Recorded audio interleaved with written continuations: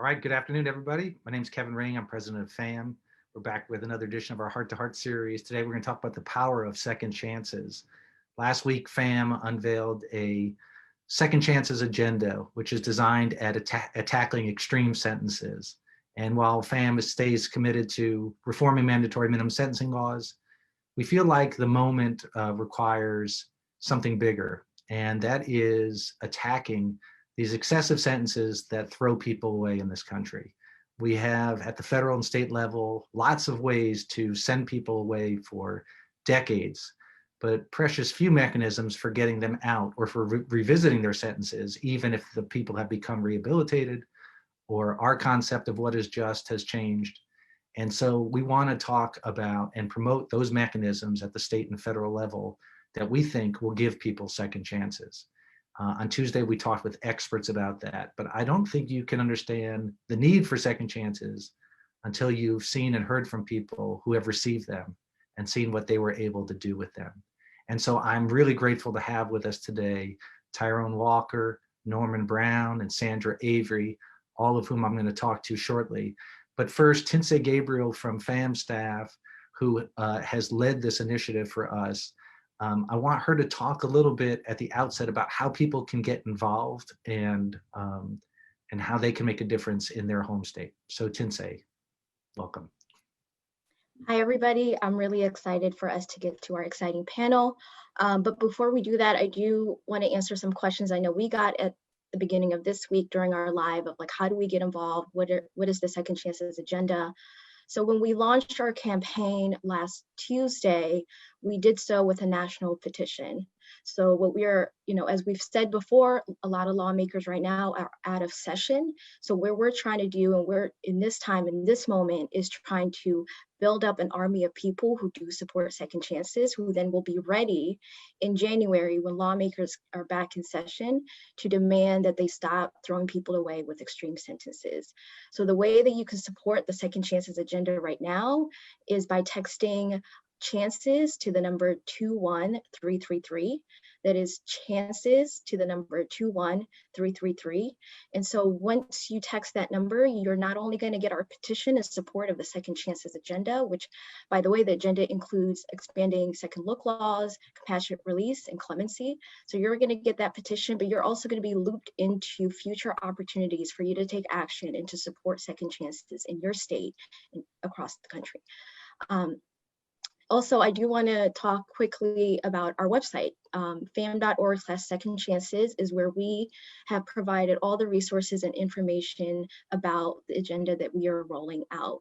I know that I've gotten some comments or questions about, well, what is second look? What is compassionate release? So this really is a resource center for everybody to learn more and get smarter on these issues. So I do want to run through the website really quickly. So as you can see at the top, there is another opportunity for you to sign the petition. And then we also lay out the 3 prongs of our agenda, which is second look laws, expanding compassionate release, and expanding clemency. And I know that second look laws may be new to a lot of people. So if you click on to learn more about second look laws, we have infographics there. We have a model language, model penal code language of what a second look law looks like. And we're also tracking these bills across the country. So you really can get smarter on these issues by going to FAMM.org/second chances. And I do want to also, at the bottom of our website, I do want to highlight that in our key target states of Arizona, Florida, and Pennsylvania, we do provide some additional details about what second chance reforms we're pushing for in these states. So if your loved one is locked up in any of these states, you can read that one pager and learn more about how we're pushing for second chances in those states.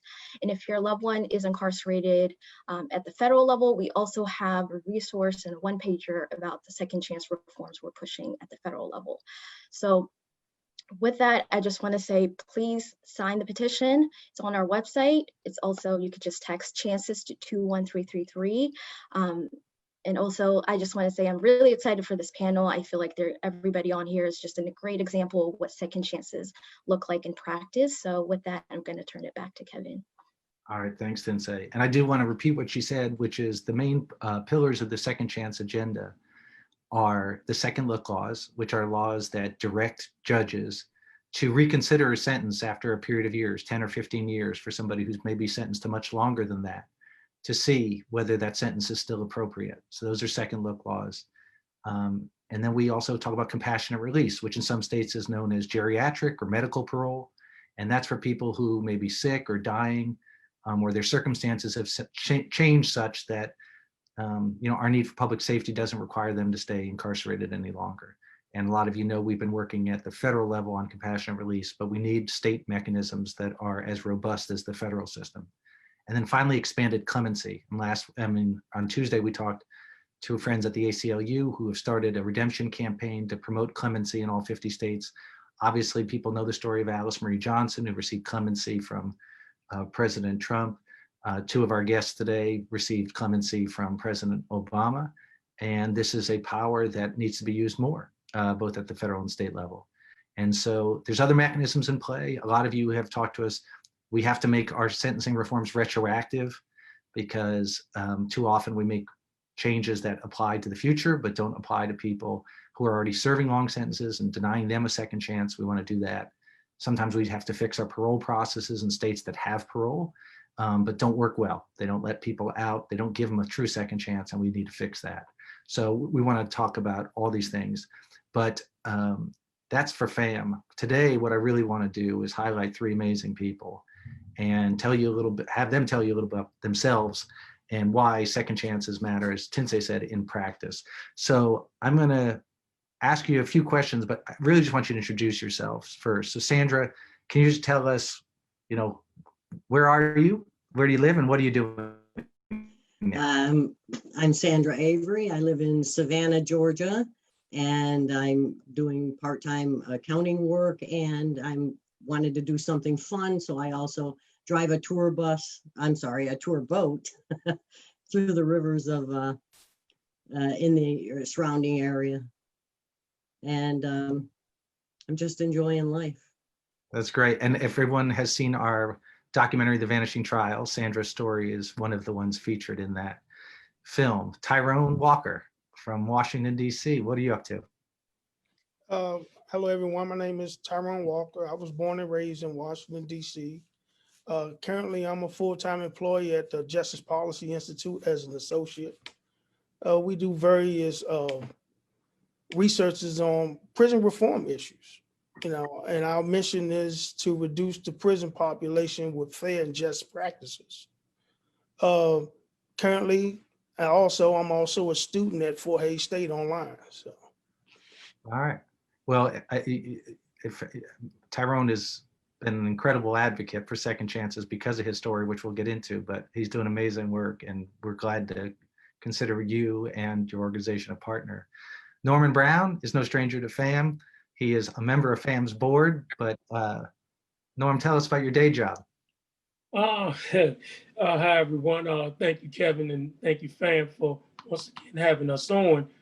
Currently, I'm employed under the Department of Youth and Rehabilitative Services in Washington, D.C.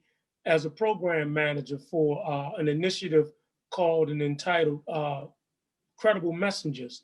And what we currently do is we work at youth, court-involved youth, young people. We are a mentor organization that really tries to help prevent youth from prison pipeline and to get themselves involved and to help them evolve their lives and to prevent them from some of the hiccups that I've made and we have made that caused us long sentences in prison.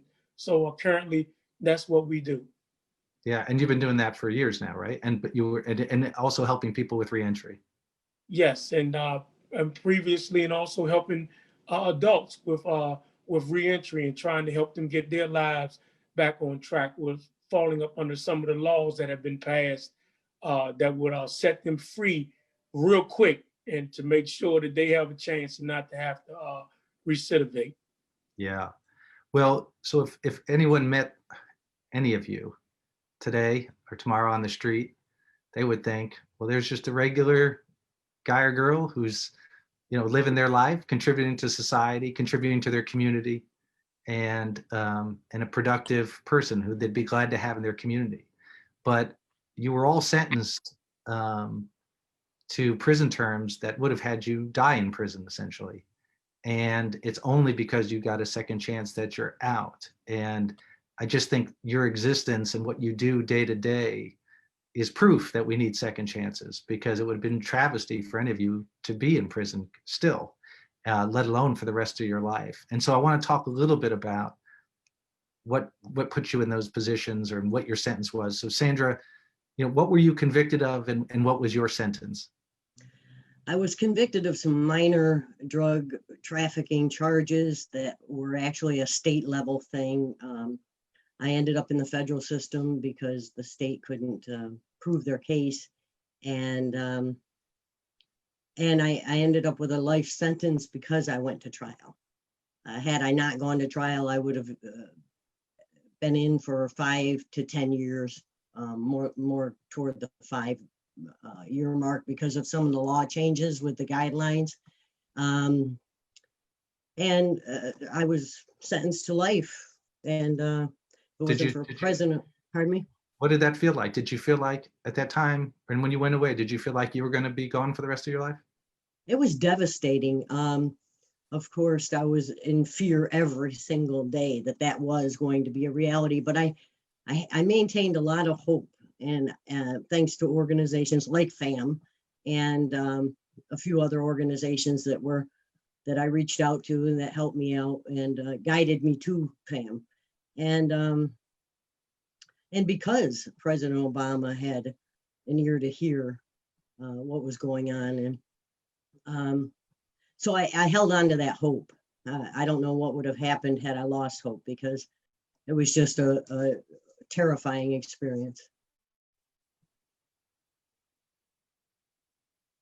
How long did you ultimately serve? 10.5 years.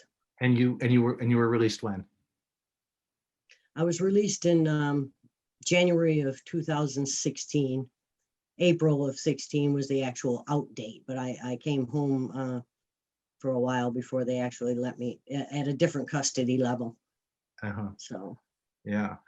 Tyrone, what were you convicted of, and what was your sentence?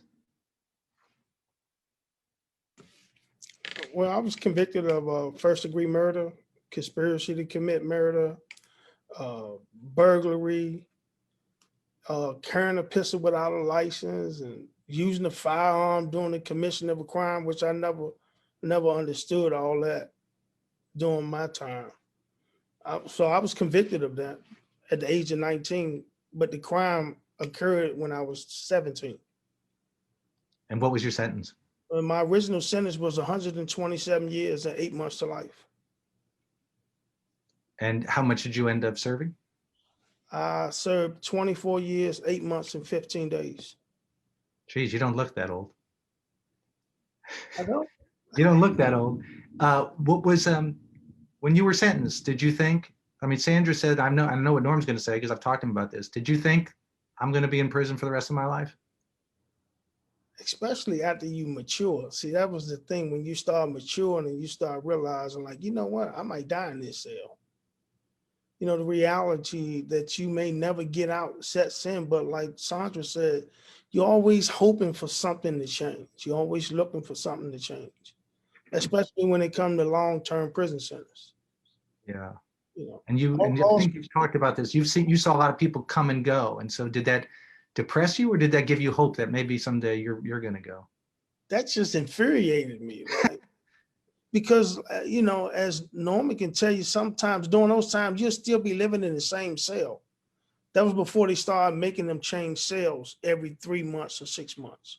So you'll be living in the same cell for 6, 7 years until you transfer out of there. Mm-hmm. And you'll see people coming in and out, the same people.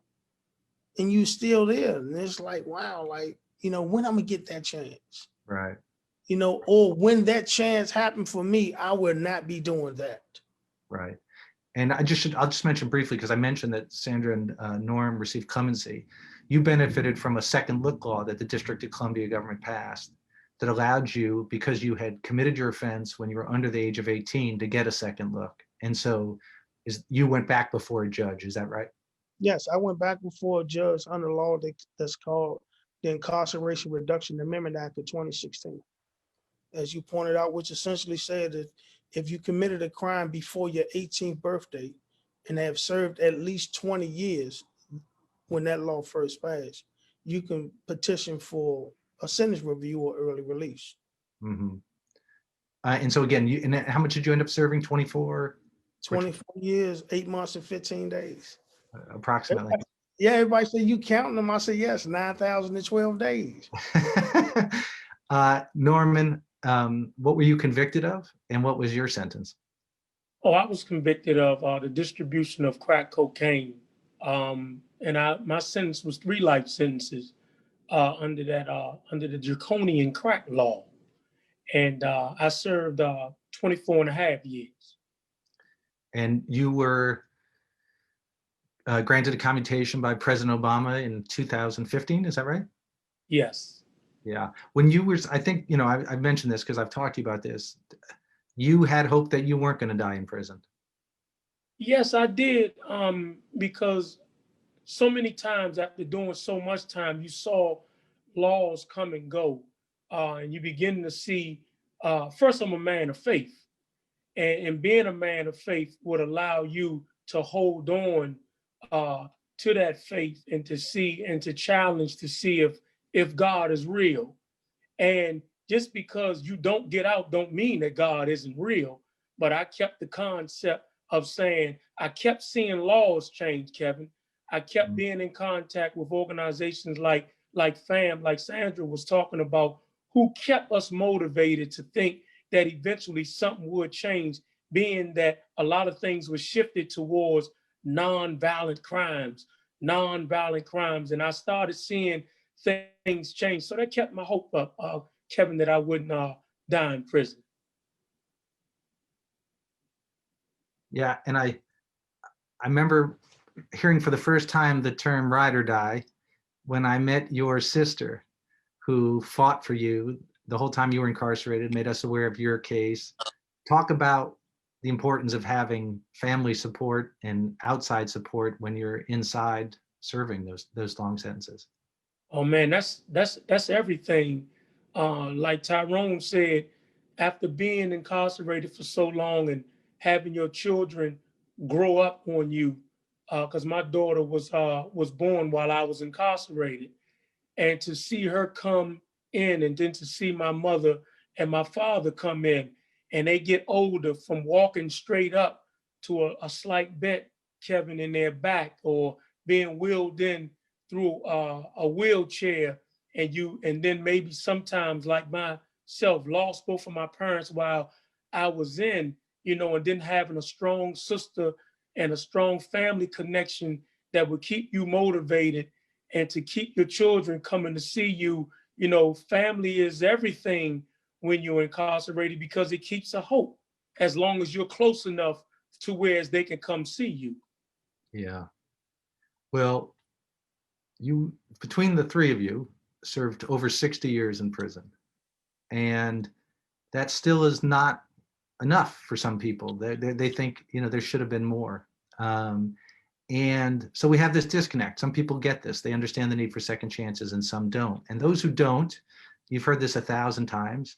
If you can't do the time, don't do the crime, which usually to me begs the question, well, what's the right amount of time for some of these crimes? And so I don't think any of you argued innocence. And so I guess what I'd ask you is, how long did you serve before you said, and I'm gonna start with you, Tyrone, because you had the offense that will rankle the most people, right? You had a violent offense, you have a victim, and you were young, but people will say, well, they didn't get a second chance. And so what do you say to people say, like, at what point in your sentence did you say, I'm not that person anymore? And I've grown up, I've changed, and there's no more pound of flesh to get from me. I've got my accountability. How long did that take? I was probably close to 10 years into my sentence, but not actually 10 years. Once, because I was in college, in prison at Allegheny College. And I was in my late 20s, like 25, 26. And like the light bulb just came on, right? I mean, like the light bulb come on, you start noticing things that we normally take for granted. Even in DC, when we see people cross the street on the red light, like that's jaywalking. You start noticing all these small nuances of Yeah. laws, and you start like, wow, I did this. Yeah. Like, wow, I did that. And like the reality for a while, because you're still young, you're still blaming things on the system, right? And the people you're around. Then you start to really mature, and then you start taking accountability for your own actions. And I really think that's what gave me this huge momentum for rehabilitation, realizing that, hey, I was wrong, starting with me. My actions were wrong that day. I shouldn't have did this. I shouldn't have did that. But when you're young, we just make huge mistakes, and some of them are fatal. Well, and I was going to ask, is like, I've heard that from people that, I served a short prison sentence, and I was with a guy, was serving, 10 years for a drug offense. And I said, oh, that's too long. And he said, no, I needed 5 years to grow up. I mean, he was like, I was headed the wrong direction. But I wonder, it's not that prison does that for you. You just seem to grow up and you decide to take accountability. Like you said, the light bulb went off. I don't find that prison is conducive to rehabilitation. It's just conducive to making you grow older. Was that your experience? Was just like you had to grow up, or what? I mean, I had to grow up, but more importantly, I had men that come into my life to help me grow up. Talk about that, please. As Norman spoke, as a credible messenger, which Norman, one of the ones that certified me as a credible messenger, that in our own lives, we started noticing our things, and like we started growing and maturing. As we know today, science can verify this, in young men, that we grow up differently. Like we do a lot of thrill seeking. And so as I started to mature, and I was like, wow, I'm just wasting time here now, because I would never commit another crime. All these things I know that I would never do again, that I did when I was young. Like speeding, like we don't even speed anymore. Like we used to drive cars, and like we didn't worry about the speed limit. Now we more cautious, and we more understanding that not just for us, but for others around us. Right. Yeah. No, that's well said. Norm, I know, I mean, you didn't come from, your crimes weren't driven from poverty, right? You weren't an addict. Was it thrill seeking? What was it for you that put you in these bad positions? It was Kevin, it was thrill seeking. It was being young. It was being curious. It was like eye candy, things that were around you. It was peer pressure from my peers not being from the same type of background that I was from, and was often was driven by survival. And in me trying to compete like a young man would try to compete, I wanted to compete with them. It's like picking up in a game of sports, Kevin. You have your comrades to do certain things, and you begin to compete. And before you know it, you're involved in things that you really don't know the magnitude or the effects of the things that you are involved in. And that's normally what happens. But what ends up happening with us, Kevin, especially as men of color, is that we don't oftentimes get the second chance that others, or the reconsideration of the development of the mind, or the bad choices that you do as a young adult. We sometimes have to take the harsh punishment, and it's sometimes, as Kevin, as you know, Kevin, and as Tyrone stated, it can be very detrimental to us, even in our teenage or adolescent years. Yeah, I want to give Sadiqa a shout out, because she just asked, she said they over-sentence people of color. And I think, the statistics bear that out. I mean, in part of our Second Chance campaign, we're talking about how 1 in 7 people in prison today are serving a life or a virtual life sentence of 50 years or more, and half of those are Black. And as a credible messenger in the District of Columbia, what do you see, Norm, sort of on a day-to-day basis that gives life to that statistic in terms of how people of color are treated in the system? Well, day to day, we see, watching the evening news last night, right before this beautiful panel was talking about how many, the statistics of how many people are pulled over. What's the racial divide between pulling you over, driving while Black? All of these type of things, as a credible messenger, we see now these impoverished and underserved communities that we are constantly working in, and a lot of crimes that are driven from survival crimes, Kevin, where the fundamental survival needs that are in these communities are not met. And oftentimes, if some of these needs are met, Kevin, a lot of crimes wouldn't take place. So these are some of the things that we constantly see every day as credible messengers, as we just try to get our young people, look, man, go to school, do this, do that. Then they come back and say, no, I'm tired, but I'm hungry. I don't have nothing to wear. I don't have this and I don't have that. And it's kind of hard when you're looking at these type of things, Kevin, when you can't go get a fundamental need met. It becomes very challenging for us. Yeah, and I mean, something you and I have talked about is some of the crimes, especially violent crimes, are committed over the pettiest of things, right? Yes. So it's not as if this isn't a serial killer who's doing something evil. It's somebody who isn't thinking and is in some sort of stupid, perhaps neighborhood beef that just amps it up to the level of taking a life and all of it, or using violence in a way. What is that? Is that immaturity and lack of need, and lack of material resources, or what is that, do you think? What drives that? Is that just young men being young men? I mean, I hate to say that. Yes, I mean, because even in our communities now, the recreation centers are not as operational as they used to be. The police used to run the recreation centers. Now they no longer run them. They used to be a lot more involved when we were growing up. But that's not the case now. So instead of us going out and having all of these centers and all of these things available for young people now, it's like it's a million guns in the community.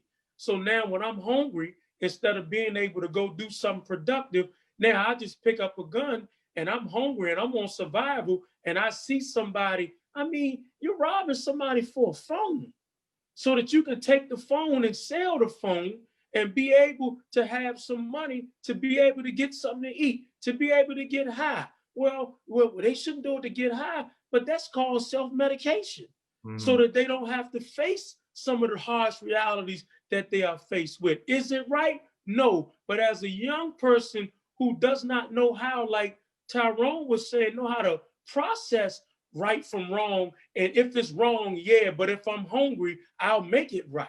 So these are some of the things, Kevin, that are taking place in our communities that are sad, but they are real. Yeah. Sandra, yours was not a crime of youth, but there were circumstances, a relationship, that involved abuse that was not healthy, and that I just want to say, like, overall, I don't think anyone's not taking responsibility for the crimes they were convicted of, but there's always more to the story, right? And how do you balance that sort of like owning your responsibility, your role in doing something that was against the law and wrong, versus wanting people to understand there's more to it, there's nuance to what put you in that position? Absolutely. I think that to answer your original question about how many years, I think I was almost 50 years old when I ended up in prison, and I think after 5 years of reflection, how did I get here? How did I go from a successful accountant to life in prison? And so I spent those years reflecting and seeking out help for some mental issues, PTSD type things. And why did I allow people to treat me the way I did? And why did I have to self-medicate because I couldn't cope? And I think that 5 years would have been fair. I think I needed to be shut down because my life was out of control. And I don't think it would have ended any better. It would have taken me to prison or death. And I obviously couldn't stop it myself. So, but I think that that a life sentence was way out of the league and out of the ballpark. And I think that people, each individual case needs to be looked at, and the judge needs to be able to decide what your sentence is and what's fair. And that wasn't the case with me. The judge didn't have any control over it whatsoever. And is it, I mean, with Tyrone, we're talking about sort of the severity of the offense. In yours, somebody will say, well, you committed too many crimes. You were a career criminal, right? Like you didn't stop committing offenses, and you were convicted so many times. And that was that was Norm's until his third conviction. He had received modest punishments. And so, but it was, then the hammer falls. And it's because how do we get you to stop reoffending unless we hammer you? What do you say to that? Well, what I say to that is you don't have the story straight, because in the 90s, I went through a drug addiction for about a year and a half, and that didn't happen again until 2004. So there was out of all the years of my life, you need to take a look at the entire life and the very short period of time that I was involved with these kind of things. And it was because of, like I say, mental health issues. I suffer with PTSD. And so in the 90s, I got some help, but it wasn't enough. And when things got overwhelming in 11 years later, I relapsed. The crimes were trying to keep up with my habit. The illegal activity goes along with addiction. You have to look at the whole picture. It's not something that you can just say, yes, she did this before, she did it again. It still doesn't warrant saying, okay, this life is no good, it's never going to work. Well, and that actually gets at the point of some of the problem with these habitual offenders and 3 strikes laws is there's no sort of staleness requirement, right? So you could have done something in your youth and relapsed 20 years later, but that, they just start you back, and they, you never get rid of that baggage, and it adds to your new sentence. I want to ask you something. That's true. As somebody who's in for a drug offense, and you said low level, has that journey opened your eyes? I mean, would you have viewed somebody like Tyrone or Norman differently before you had gone through this system and seen for yourself just how tough the punishments are? Seen somebody, even like with Tyrone's story, where we're talking about a more serious offense, to say, I know what could happen to somebody when they were young, where they could make a bad decision, that they deserve a second chance. Would you have thought that before you were in the system? Do you think that now? I mean, how do you say mine was a nonviolent crime, but violent people, they still should get hammered? How do you judge that? Because I know some people still have that line where they draw between those two. Well, no, beforehand, I thought, like, unfortunately, most people, that, well, if I saw that the story on the news or in the paper or heard about it, then I believed everything I heard and saw. I didn't take into consideration that there were any other circumstances that might have been involved. I believed everything I read in the paper, and I just figured if they did something wrong, they deserved to be punished, just like everybody else. But now, first of all, I've realized in my own experience that everything written is not true. Everything that they tell you on the news is not true, not even close sometimes.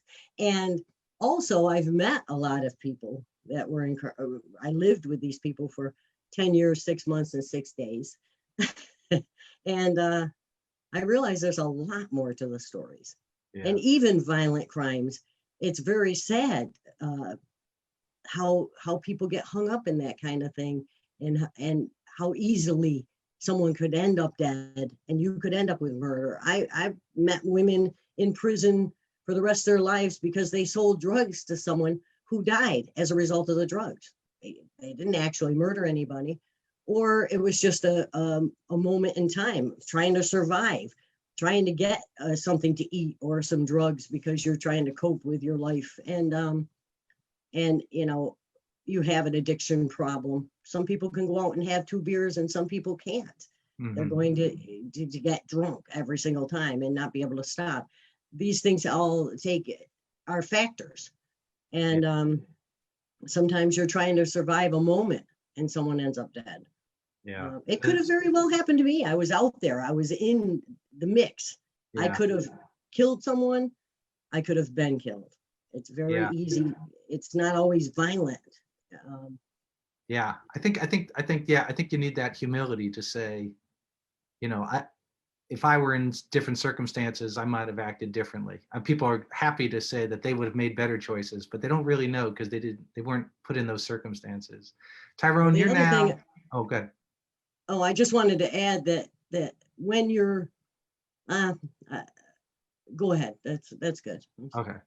Tyrone, you're a fantastic advocate now. You've been out for a long enough time that you're speaking everywhere. You're trying to deliver this message that there's people like you who deserve a second chance. What's the toughest question? What's the hardest thing you get given, the nature of your offense and people's, punitiveness? I know there's a lot of people saying, oh, we love you, Tyrone, but what's the hard question? What's the one that you think, I get why people say that, but here's what they need to know about why you shouldn't throw people away? Well, it's really not too many hard questions because, like, after you introduce yourself to people, like, and you talk about how sorry you are about what happened, like, people tend to be more forgiving. And so when I talk about how sorry I am, and like, I explained that I didn't wake up planning to view a body of my cousin being dead in the morgue.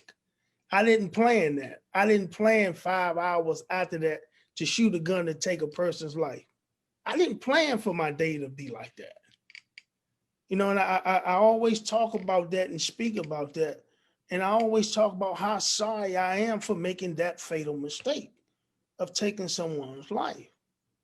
And then when people hear your story, and as Sandra pointed out, you start bringing in your background and what happened, how it happened. And people tend to be more understanding, like that you just made a mistake. Because as you pointed out earlier, Kevin, when people meet me, people meet Norm and Sandra, like they meet us. People already knew of you, Kevin, before you did your short stint. But now when they see, like, all that's is like been erased, people be like, you've been locked up?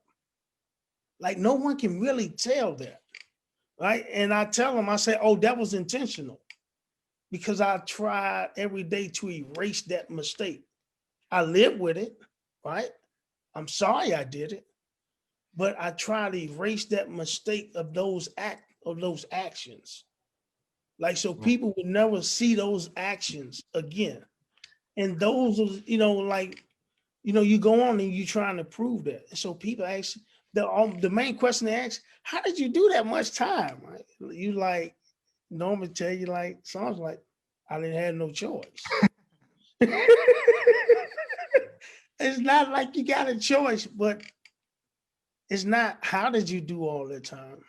It's what we did with the time that we were serving. Right. I have to think that, or I have to hope that people in society just don't want, anyone else to be harmed. But as long as they know that the person, has changed and could live a productive life, they'd be okay with more second chances. And so that's why I think it's so important to have you just be you and share your story. That's why we did the video that people can see to promote the change to the law that you benefit from, the second look law, which allowed people under 18 to get resentences. Now there's an amendment to expand that to people for 25 and under. And so, hopefully that'll pass this year. And I know you're pushing for that. We are.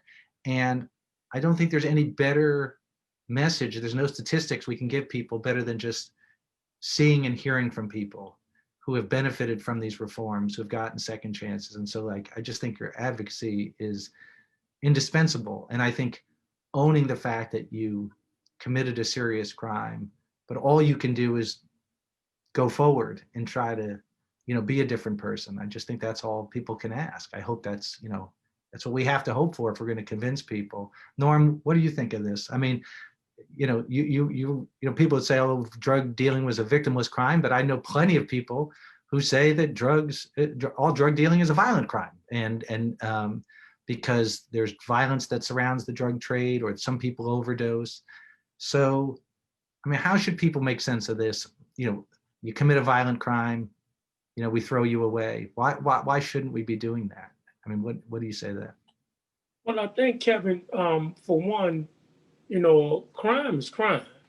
And we can't allow and have a society where we just tolerate crime going on and people just going on as usual. The thing is, and it's cliche, you know, if you do a crime, then the time should fit the crime. And that's what I was in agreement with listening to Sandra. She said it. She had, I had a problem. I had an addiction.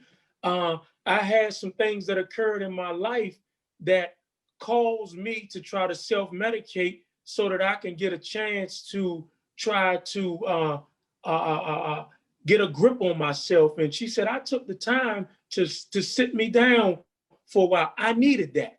I needed some time to set me down for a moment so that I could find my gifts, allow some of the seeds that were planted in me through my parents to have a chance to grow.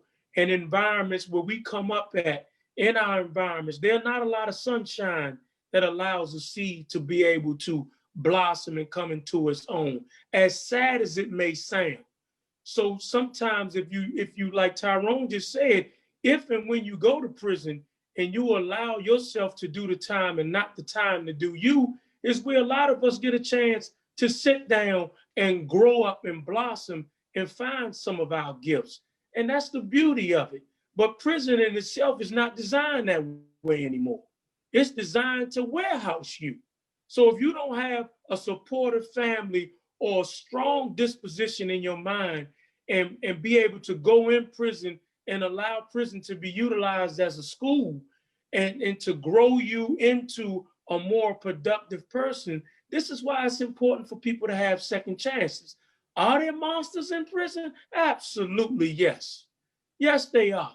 But is everybody a monster that's in prison? No. Look what society would have missed if the three of us didn't get a second chance. Now we're out here. I would love to have a chance to go down and see Sandra and her get us on that beautiful boat and take us out the water and tell us all this beautiful stuff. And we get to see the woods and all those things. Who would have known her skill set as an accountant would have not been used if she didn't get a second chance? My second chance to be able to now come out, work with young people, work with older brothers and sisters that are coming home. Tyrone, the work that he's doing. Kevin, you can't throw everybody away because they commit a crime. Do we have to do the time depending on the crime? Yes, and we should. But what's the right amount of time, Kevin? Yeah. Look at you. Look at the beauty of what FAMM has been able to blossom into now that they have you. You wouldn't have always seen things the way you've seen it if they didn't kick your door down and scare your daughters the way they did. You wouldn't, there ain't nowhere in the world you would be in this work. But oftentimes, as a spiritual man, I truly believe that the powers that be that are in control of all of these things allow us, and we just were some of the ones that woke up and paid attention and wanted more out of our lives than what road we were on when we was traveling. And it's a beautiful thing when you give us a second chance. Norman, I could listen to you talk all day. I love it. And I agree with you. And I wouldn't have known, you know, sometimes you do have, I mean, people say to me, sometimes I speak and people say, well, you used to be on the other side of this. Like Sandra said and admitted, you know, you didn't see this, you didn't get this. Well, I learned by experience a lot of times. You're right, I didn't know.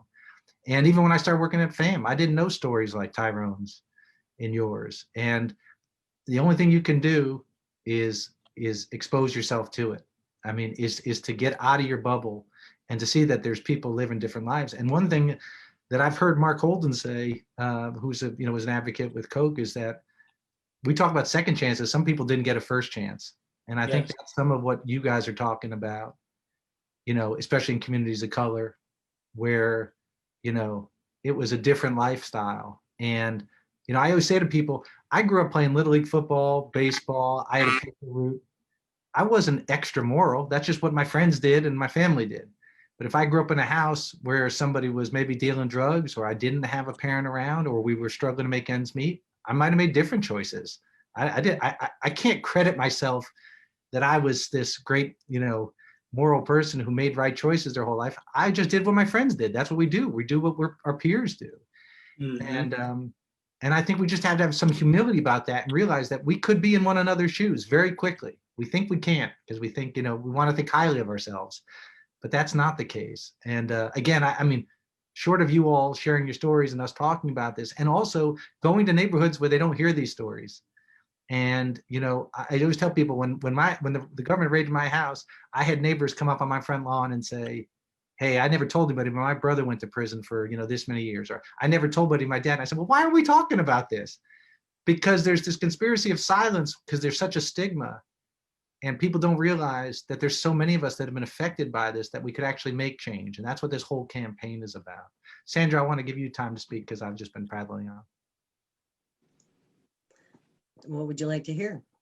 Well, I mean, anything you want to say about this? I mean, do you think we're making progress in this idea about mandatory sentences? I mean, somebody asked that, I should say, Susan asked, you know, is there progress? And I mean, I see it. I think people are starting to get Yeah, some of I these. think there's, I Yeah. think there's progress. And the one thing I do want to mention is when people are incarcerated, the reason that they a second chance should be looked at, and is that when they're finally off the drugs, or they're finally out of the situation that they're in, they can get a clearer picture.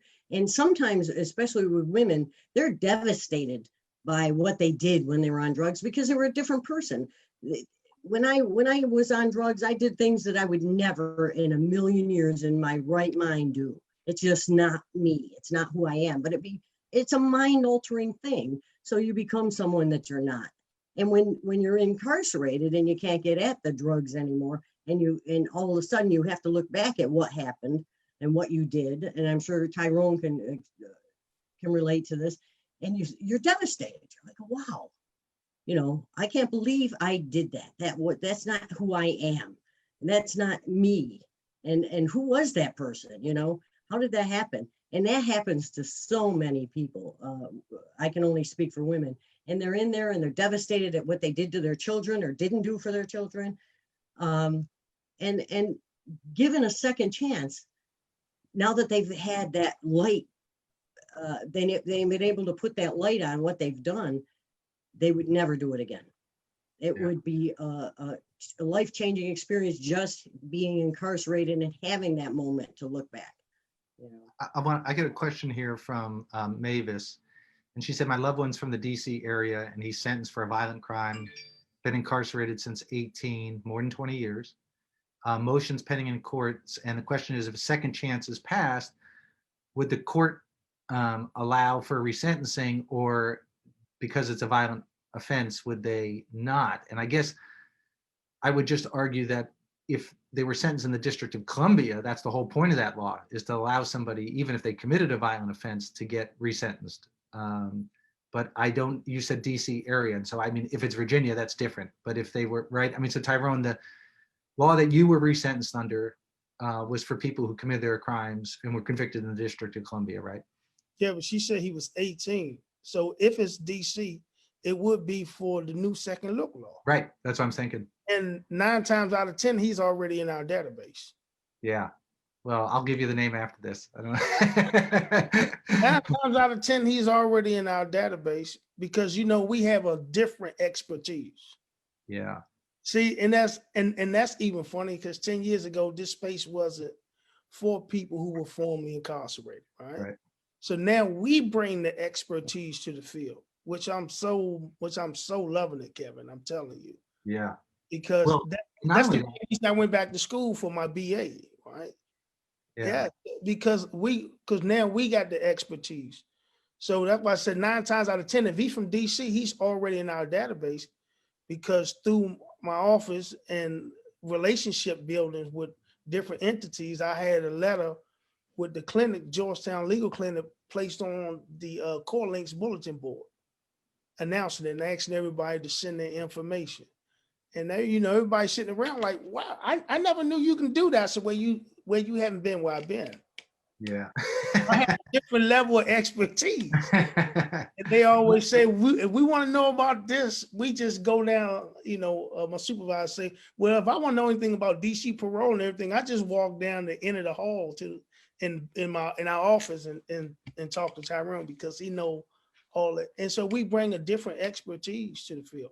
As Norma said, if we weren't given these second chances, and like being here advocating for others, Like, it gets so much mail when people like just saying thank you. And that's more fuel for the fire, right? To stay up a extra hour in the middle of the night, because you know you might find something to help one person. Like, that's another log in the fire. Like, oh man, and it becomes contagious. I mean, it becomes contagious. Like, in my short period, I've been home possibly like 21 months now. I helped so many other people to win releases since then, and that's contagious.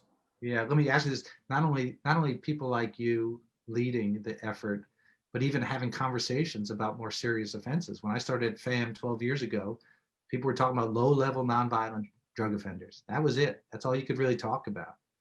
And I think, as Norm, you were saying before, it's like people got to stop. Crime is crime. And, Bernie Madoff hurt more people than you did. And, and so we got to stop putting people in buckets and describing them by the name of the crime they committed. And instead look at facts, circumstances, individuals, and what punishment's enough. I mean, that's the other thing too, is we've had such inflation in this country in sentences that somebody says, oh, you just got 10 years. People don't realize 10 years is a long time to be in a prison cell. And I don't think people get how long these sentences are and how much changes in that time.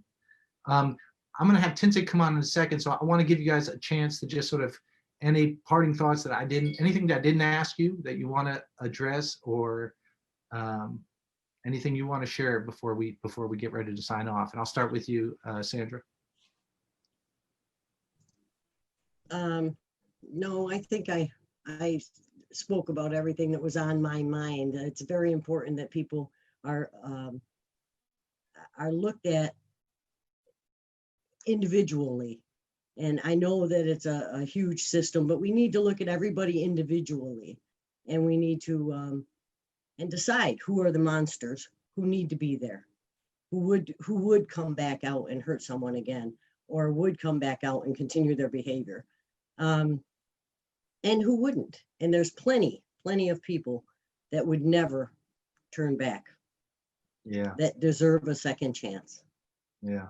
Well, thank you. Thanks for joining us. And everybody, I make sure to watch The Vanishing Trial so you can see more about Sandra's story. And thanks for being willing to open up and talk in that film. Tyrone? Anything else you want to share before we go? Yes, Kevin, when you have these communities that's overly policed and underserved, right, you get a high incarceration rate of Black and brown people. And this is a sad reality, and Norman, I understand this. When you're doing a long prison term and you meet somebody like, man, what's going on? I said, man, they gave me 10 years. As sad as it say, we say you got lucky. Coming from a Black and brown community, man, you got lucky. You only got 10, man. You getting ready. We start telling them everything that's getting ready to happen to them. Oh, you're in the pen. Oh man, give 6 months. They're gonna send you to the medium, and another year after that, you'll be at the camp. Right? That was a reality. Mm-hmm. Because when you got that long prison term, you just stuck.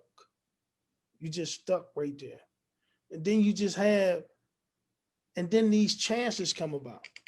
Nothing infuriated me more than laws that was passed for what we considered the low-hanging fruit, nonviolent offenders, right? Because Sandra, no one looked at the individual, but we have made tremendous strides.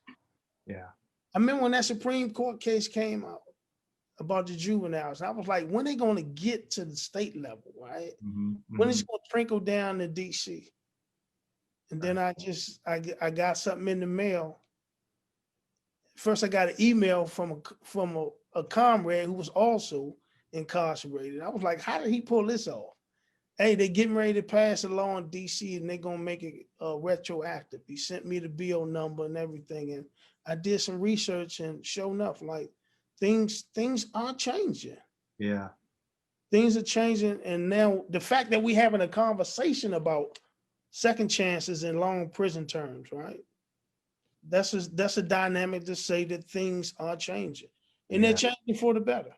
Yeah. Well, thanks for all that you're doing, and thanks for taking time, Tyrone, always for talking to us about this stuff. I'm gonna ask Tinsae to join us, and I'm gonna go to Norm Brown. As I mentioned, Norm's been on our board for a number of years, and when he first got out, I thought, oh, I'd love to have this guy join us, and I thought I better give him some space, let him reintegrate into society, see how he does. And Norm, I just can't tell you how proud we are of the association with you, because there's this big fight about defund the police and what we're going to do with police reform. And no matter where you stand on that, I think everybody agrees that one thing we have to do is look to community-based organizations and to people like you to interrupt violence, to have people serve as mentors, and to talk to people who can reach them. And so to me, the idea that you were supposed to die in prison and that you're using your time outside to save lives on the streets of your hometown, it blows me away to even think about it. And so I hate to sound all corny, but I am so grateful to know you. And I'm so grateful that we're associated together in this, endeavor to get reform. So I'll ask you to say whatever you want to do in closing, but I just want to tell you how much I appreciate you. Well, thank you, Kevin. My mom joined FAMM in 1990 when it opened up. And by never in my wildest dreams would I ever have thought that me and you would have connected the way we did. And you kept coming and made sure that you always let me know that you were on my side and you wanted me to develop. And, and all of the small things that you did for me was to help me get my balance back together. And I'm really appreciating, it's an honor to be. I learned so much by being on the board with the board members. And Kevin, one of the biggest things that I want to make sure that I leave off from our guests and all that are here is the importance of those who have been given a second chance, that we must understand that we have to model what the second chance looks like. Because we have so many people that are still incarcerated with so many gifts that they could give to our society, that we must understand that the importance of us modeling and to be given a second chance and then be put in positions to let our second chances shine will be more beneficial for those be willing to believe in us and will back these bills up to say more of them are out. We need more of them out. So I will continue to do my best along with Sandra and Tyrone and many others who have been given a second chance to make sure that we are given all that we can and that we are letting our sun shine out so that we can know that people that are incarcerated, they got a lot that they can give to society. So please give them another chance at life. Well said. All right, Tinsae. Let's remind people how they can get involved. If you're not inspired after that, I mean, you have no pulse. I don't know what to say. Yeah, I can't thank you guys enough. That was amazing. So Tinsae, what do we do? Yeah, no, that was amazing. I know I have 1 minute, so I just want to say thank you to Tyrone, to Norm and Sandra for joining us. Like I said at the beginning, I think they're just such great examples of what second chances look like in practice. But there's so many people like them still behind bars. So please join us at FAMM.org/second chances to learn more about the agenda, to sign the petition. And you could also text right now chances to 21333 to get that petition and get involved. Yeah. All right. Well, this is like one of the best things I've ever done. I've enjoyed this so much. So thanks to Sandra, Tyrone, and Norm, of course, Tinsae, to our team for putting this on. And we'll talk to you next week. So thanks, everybody.